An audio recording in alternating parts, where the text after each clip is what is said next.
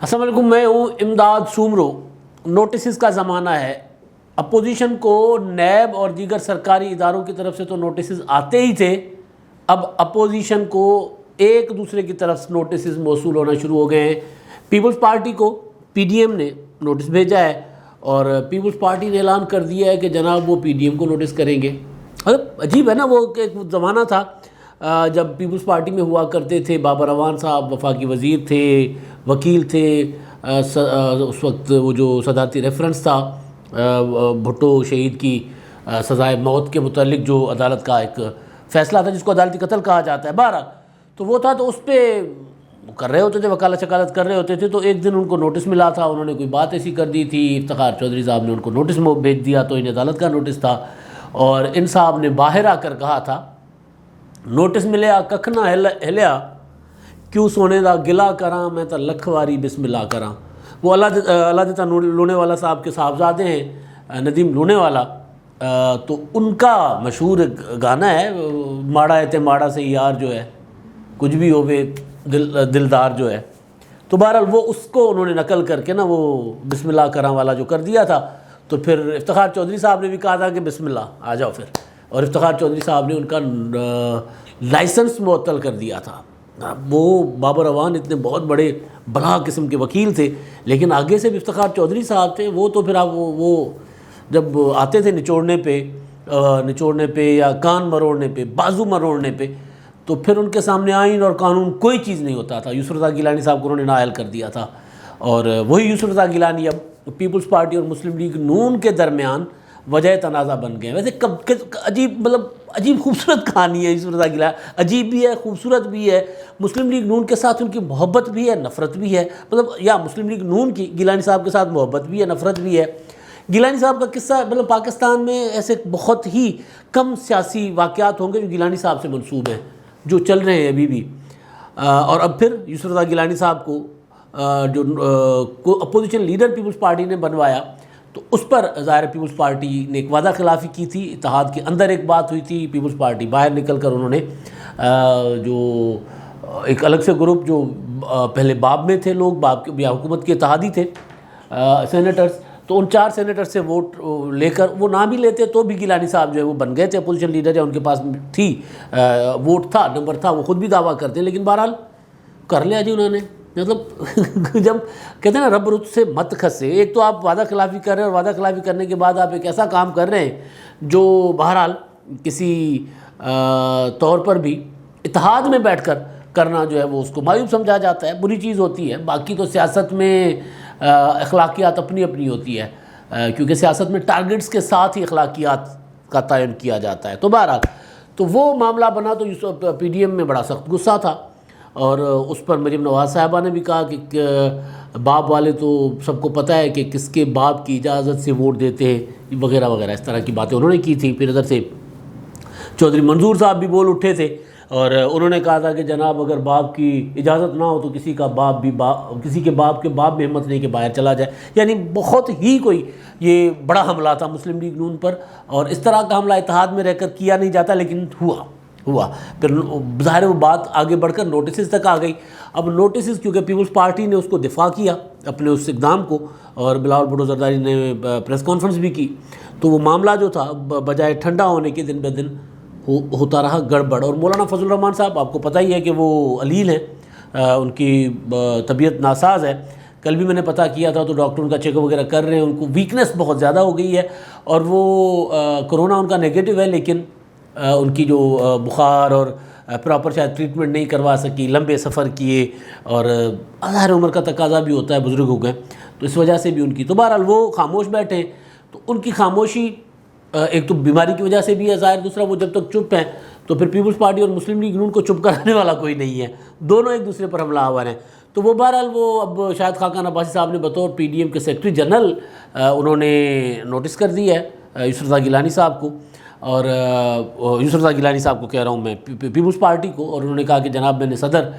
P D M مولانا فضل الرحمان صاحب کے حکم پر شوکاز نوٹس جاری کیا ہے، جس میں انہوں نے یہ وجہ مانگی ہے کہ جناب آپ نے یہ کیوں خلاف ورزی کی،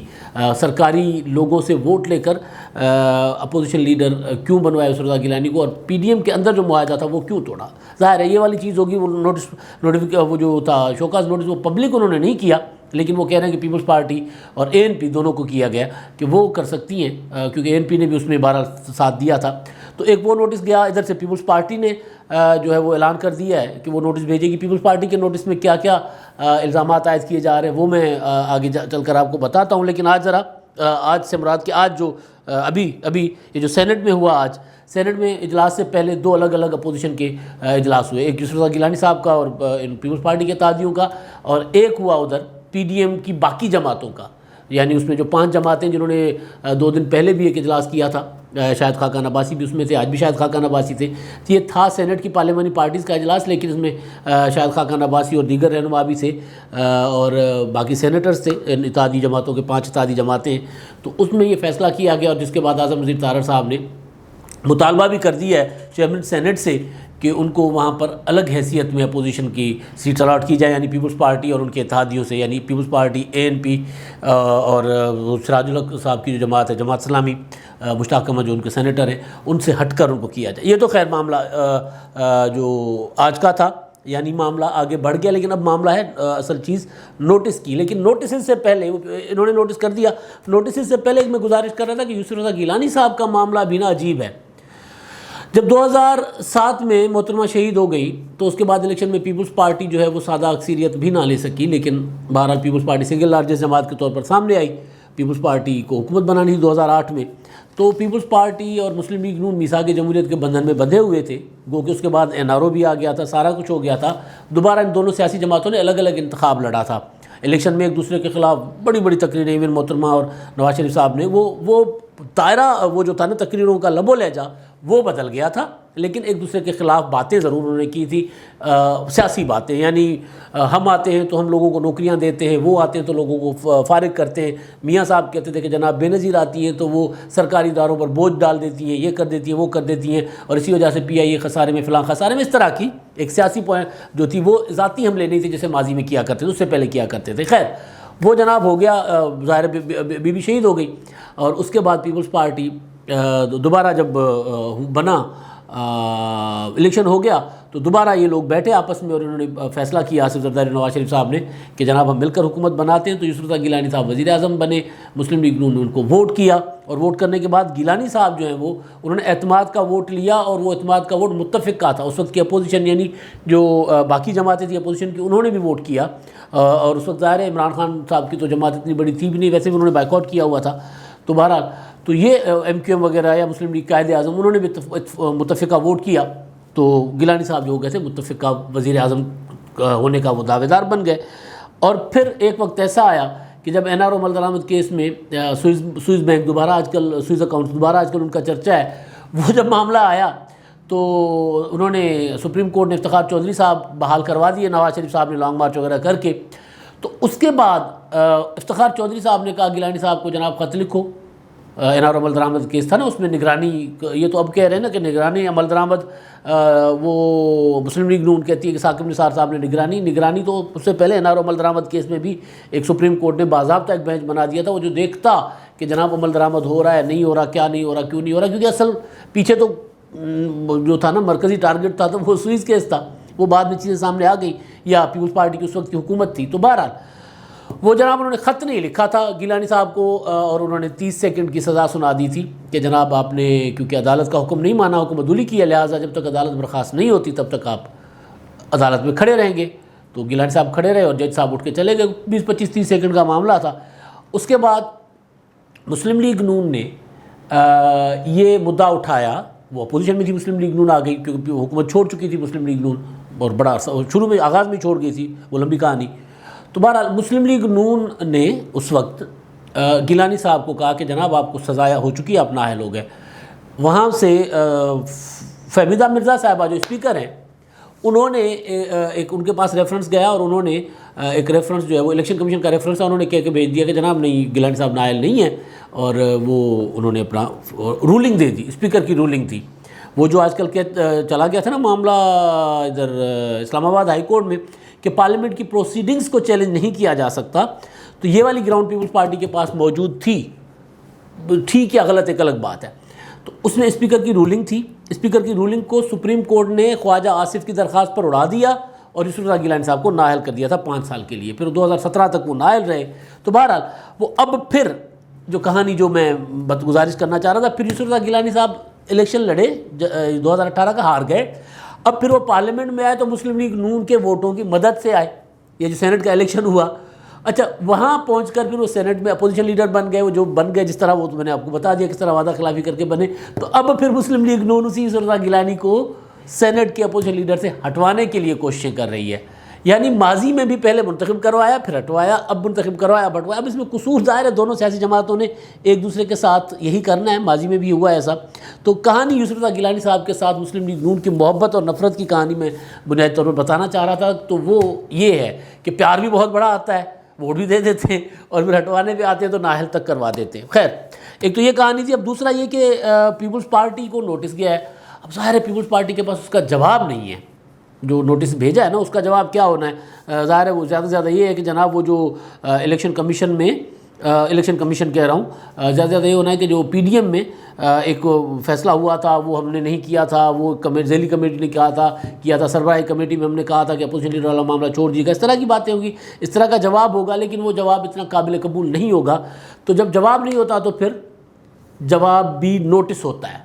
اب پیپلز پارٹی نے ایک جوابی نوٹس جو ہے وہ تیار کرنے کی اپنا اعلان کر دیا کہ جاری کریں گے مسلم لیگ نون کو یا پی ڈی ایم کے پنجاب چیپٹر کو، اور اس میں وہ چودھری منظور صاحب جو پیپلز پارٹی کے جنرل سیکرٹری ہیں پنجاب کے، انہوں نے اعلان کیا ہے، اور میری اطلاع ہے کہ وہ نوٹس تیار بھی ہو رہا ہے ایک بڑے قانونی ماہر کے ذریعے، اور آج بلاول بھٹو زرداری صاحب جو ہیں ان کی زیر صدارت پیپلز پارٹی کی کور کمیٹی کا اجلاس ہوگا، وہ بلاول ہاؤس کراچی میں ابھی چل رہا ہوگا، اور اس اجلاس میں مشاورت کی جائے گی۔ اب سینٹ کا جو تھا اجلاس جس کی وجہ سے پیپلز پارٹی کی آج کی سی سی کا اجلاس ملتوی کیا گیا تھا، وہ اجلاس بھی غیر معینہ مدت تک ملتوی ہو گیا ہے، تو اب پیپلز پارٹی کو دوبارہ اجلاس بھی بلانا پڑ رہا ہے، جس کی وجہ سے وہ میں نے کہا تھا نا کہ پیپلز پارٹی ذرا کھیل رہی ہے اتحادیوں کے ساتھ، ان کو دوڑا رہی ہے ساتھ ساتھ، اور سینٹ کا اجلاس شاید لمبا ہو سکتا تھا، لیکن بہرحال اب یہ ہے کہ وہ آج جو کور کمیٹی کے اجلاس میں فیصلہ کیا جائے گا کہ پارٹی کی سی سی کا اجلاس کب بلایا جائے، جس میں استعفوں والے معاملے پر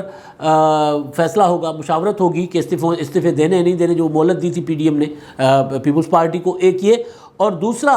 یہ چیز دیکھی جائے گی اس اجلاس میں کہ جو نوٹس بھیجا گیا اس نوٹس کا جواب کیا ہو۔ لیکن اس جواب سے پہلے پیپلز پارٹی نے مسلم لیگ نون پر جوابی وار کر دیا ہے، اور جو چودھری منظور صاحب کی اسٹیٹمنٹ ہے وہ میں اصل میں نکال رہا تھا موبائل میں، اس وجہ سے نظر تھی میری، تو انہوں نے کہا کہ جناب وہ پنجاب کے جو صدر ہیں نا پی ڈی ایم کے پنجاب چیپٹر کے، ان کو وہ نوٹس کریں گے اور اس میں ان سے پوچھیں گے کہ بتایا جائے کہ لانگ مارچ کی تیاری پنجاب میں کیوں نہیں کی گئی تھی، ایک یہ پوچھیں گے۔ دوسرا وہ یہ ان کو کہیں گے کہ جناب وہ جو اپنا سینٹ میں پنجاب میں مسلم لیگ نون نے پی ٹی آئی کے ساتھ مکمکا کیوں کیا، یہ دو بڑے مدعے ہیں، باقی اس میں چیزوں میں اسٹیٹمنٹ ہے، اور یہ دو چیزیں ہیں کہ جناب، اور جو جس مدعے کا جواب مسلم لیگ نون کے پاس بالکل پیپلز پارٹی کی طرح شاید نہ ہو، جیسے بھی پیپلز پارٹی کے پاس اس کا جواب نہیں ہے تو انہوں نے جوابی نوٹس ٹھوک دینے کا فیصلہ کیا ہے، تو مسلم لیگ نون کے پاس جس چیز کا جواب نہیں ہو سکتا، جو امکان ہے وہ یہ ہے کہ پنجاب میں کیوں آپ نے انپوز ہونے دیے، پنجاب میں آپ ایک سیٹ مزید لے سکتے تھے، اور اس نوٹس میں وہ جو کے پی کے میں عباس آفریدی کو الگ سے کینڈیڈیٹ اتحادی پی ڈی ایم کے فیصلے سے ہٹ کر عباس آفریدی کو جنرل نشست پر یا اس پر کھڑا کیا گیا تھا کے پی کے میں، تو جس کی وجہ سے نہ عباس آفریدی جیت سکے تھے نہ فرحت اللہ بابر، تو اس نوٹس میں یہ والا معاملہ بھی، حالانکہ پنجاب چیپٹر سے پوچھنے والا نہیں ہے، لیکن چودھری منظور صاحب کی اسٹیٹمنٹ میں یہ چیز ہے، تو یہ چیزیں ہوں گی۔ اور اب دیکھتے ہیں کہ وہ جو نوٹسز پہلے بھگتا کرتے تھے نیب کے، اب ایک دوسرے کو نوٹس بھگتا رہے ہیں، مطلب بہرحال یہ سیاست ہے، ابھی سیاست میں ایسا ہوتا ہے۔ اب یہ دونوں سیاسی جماعتیں، میں تو بڑے عرصے سے کہہ رہا ہوں کہ فائنلی ان کا تو مقابلہ اور ٹاکرا اور لڑائی تو ایک دوسرے کے ساتھ ہونی ہے، لیکن کوئی بہت پہلے ہو گئی ہے۔ وہ جو عمران خان صاحب ہے نا، وہ ان سے ہو کچھ نہیں رہا، لیکن کیونکہ اپوزیشن آپس میں پھاٹ گئی ہے نا، وہ پنجابی جو کہتے ہیں، تو وہ ڈیوائیڈ جو ہو گئی اپوزیشن، تو اس کی وجہ سے ظاہر ہے عمران خان تھوڑے سے ریلیکس ہو گئے ہیں۔ حالانکہ کل والا جو انہوں نے وہ جو قوم سے سوالوں کے جواب دیے تھے، اس میں لگ نہیں رہا تھا کہ ان کے پاس کوئی پلان ہے، کوئی حکمت عملی ہے، کچھ بھی نہیں، ککھ بھی نہیں انہوں نے کول، یعنی بالکل ویلے، کوئی کارکردگی تو ہے نہیں، پلاننگ بھی کوئی نہیں، ویژن بھی کوئی نہیں، بالکل فارغ۔ کل والا پورا وہ جو مجھے تو لوگ مسلسل کمنٹ کر رہے ہیں میرے ویلاگز پہ کہ آپ کی ہمت ہے کہ آپ نے اتنا لمبا سنا ان کو۔ بھائی سننا پڑتا ہے، ہمارا تو کام ہے، ہم نہیں سنیں گے تو پھر اتنی باتیں کیسے کریں گے؟ ظاہر ہے جس بھی اپوزیشن ہو، حکومت ہو، سننا تو پڑتا ہے۔ تو بہرحال ایک تو یہ ہے کہ جناب پیپلز پارٹی وہ جو بھاگ رہی تھی سی سی کے اجلاس سے، وہ سی سی کا اجلاس کرنا پڑے گا پیپلز پارٹی کو آئندہ چند روز میں، ایک آدھ روز میں ان کی اجلاس ہونا ہے ان کا، تو اس کے بعد آگے جا کر پتہ چلے گا پی ڈی ایم کہاں جا رہا ہے۔ اور دوسری چیز یہ کہ پی ڈی ایم کا معاملہ جب تک مولانا صاحب کچھ نہیں بولتے نا، تب تک پی ڈی ایم جو ہے وہ درمیان میں رہے گا۔ مولانا صاحب کیونکہ ابھی ان علیل ہیں، وہ ان کی خاموشی جو ہے وہ تھوڑا سا پی ڈی ایم کے قائم رہنے کی امید ہے، اس سے امید ہے۔ ویسے تو عملی طور پر تو پی ڈی ایم ظاہر ہے وہ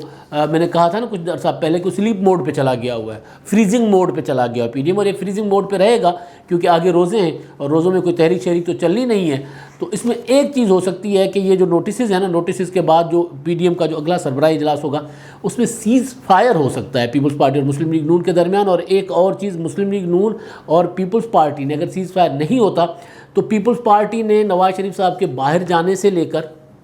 اور باقی کچھ معاملات ہیں اس پر انہوں نے بقول پیپلز پارٹی کے ذرائع کے حقائق کچھ اکٹھے کر رکھے، اور مسلم لیگ نون نے بھی پیپلز پارٹی پر وہ جو الزام عائد کر رہی ہے کہ وہ ڈیل شیل کر رہے تھے، اس پر بھی کچھ نہ کچھ مواد میرے ذرائع کہہ رہے ہیں کہ اکٹھا کرنا شروع کر دیا ہوا ہے۔ تو اب جی آخر میں وہ جو ہمارا سلسلہ ہے اپنے مہربانوں کا، دیکھنے والے جو ہمیں کمنٹس کرتے ہیں، اپنی رائے دیتے ہیں، ان کی باتیں،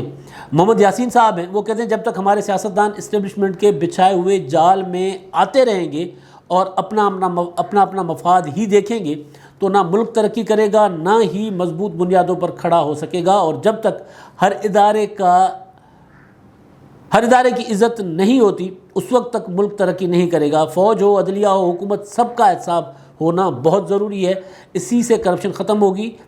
اس وقت ہر سیاستدان کو اپنا مفاد بھلا کر ملکی مفاد میں اکٹھا ہونا چاہیے اور اس میں کسی قسم کی مداخلت برداشت نہیں کرنی چاہیے، اور کوئی ایسا کرے تو مین اسٹریم میڈیا پر آ کر عوام پھر ترکی والا معاملہ لے اور ان کے ساتھ ہو۔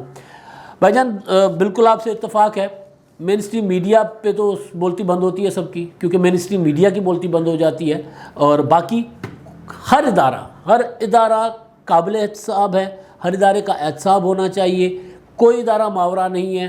پارلیمنٹ اداروں کی ماں ہے، پارلیمنٹ کا احترام پاکستان میں ہوگا تو سارے معاملات خود بخود ٹھیک ہونے شروع ہو جائیں گے۔ یہاں یہ ہے کہ توہین عدالت تو ہوتی ہے، توہین پارلیمنٹ کا کوئی جو ہے وہ نہیں ہوتا۔ پارلیمنٹ کیونکہ عوام کی منتخب نمائندہ ہے، سب سے بڑا ادارہ ہے، اس کا احترام، اس کی بالادستی ہوگی،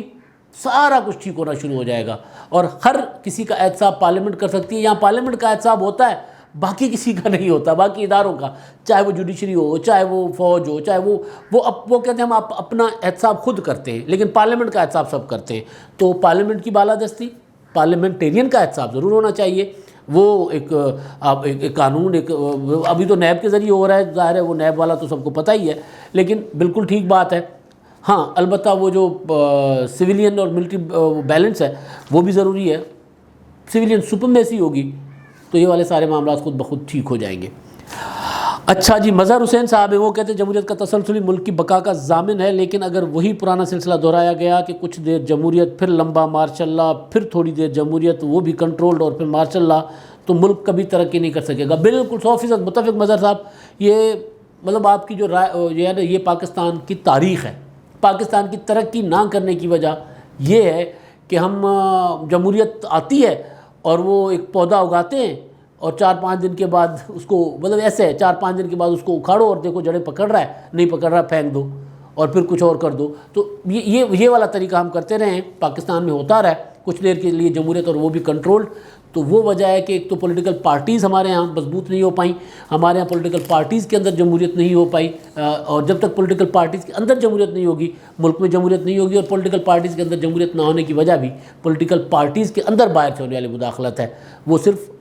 حکومت میں مداخلت نہیں, پولیٹیکل پارٹیز کے اندر بھی جو مداخلت ہوتی ہے وہ بھی وجہ ہوتی ہے کہ پولیٹیکل پارٹیز کے اندر جمہوری رویے پنپ نہیں پا رہے. اچھا جی, ایم بشیر خان صاحب ہیں, وہ کہتے ہیں کہ سمرو صاحب سیاستدان کے لیے بھی عمر کی حد سرکاری ملازم کی طرح 60 سال مقرر ہونی چاہیے, کیونکہ 60 سال کے بعد انسان کا حافظہ کمزور ہو جاتا ہے اور کمزور حافظے والے حکومتیں نہیں چلا سکتے. یہاں حافظہ کمزور نہیں, ہاضمہ بھی کمزور ہے آج کل کے حکمرانوں کا. یہ آپ کے ہمارے پڑوس میں انڈیا ہے, انڈیا میں واجپئی صاحب پتہ نہیں کتنی عمر کے تھے, منموہن سنگھ صاحب نہ جانے کتنی عمر کے تھے. یہ حافظے کا مسئلہ نہیں ہوتا, مسئلہ ہوتا ہے سیاسی رویوں کا, جمہوری رویوں کا. عمران خان صاحب کی طرف آپ کا اشارہ ہے, میں سمجھ رہا ہوں کہ وہ آپ ان کی طرف اشارہ کر رہے ہیں, لیکن عمران خان صاحب کا رویہ سیاسی نہیں ہے, عمران خان صاحب کا رویہ جمہوری نہیں ہے. وہ سیاسی عمل میں یقین نہیں رکھتے, آئے سیاسی عمل کے ذریعے لیکن اس میں یقین نہیں رکھتے. دیٹس وائی وہ کبھی ٹیکنوکریٹس لے آتے ہیں, کبھی معاونین لے آتے ہیں. وہ مشاورت تو ہر ہفتے کرتے ہیں اپنی کابینہ سے, لیکن کابینہ کے فیصلے تک تسلیم نہیں کرتے. اور وہ کابینہ کے ارکان سے آپ بات کر کے پوچھ لیں اور اتحادیوں سے پوچھ لیں. آج ہی پرویز الہی صاحب کی ایک اسٹیٹمنٹ آئی ہے جس میں انہوں نے کہا جناب کسانوں سے مار دیتا ہے عمران خان صاحب کو کہا ہے. تو وہ نہ اتحادیوں کی بات مانتے ہیں نہ کابینہ کی بات مانتے ہیں. یہاں پہ حافظے کا مسئلہ نہیں, ہاضمے کا مسئلہ ہے. ہاضمہ کس چیز کا؟ کہ آپ یہ بات ہضم کریں کہ پاکستان میں جمہوریت چلے گی. خان صاحب یہ بات ہضم کرنے کو تیار نہیں ہے. اب تک کے لیے اتنا ہی. اللہ حافظ.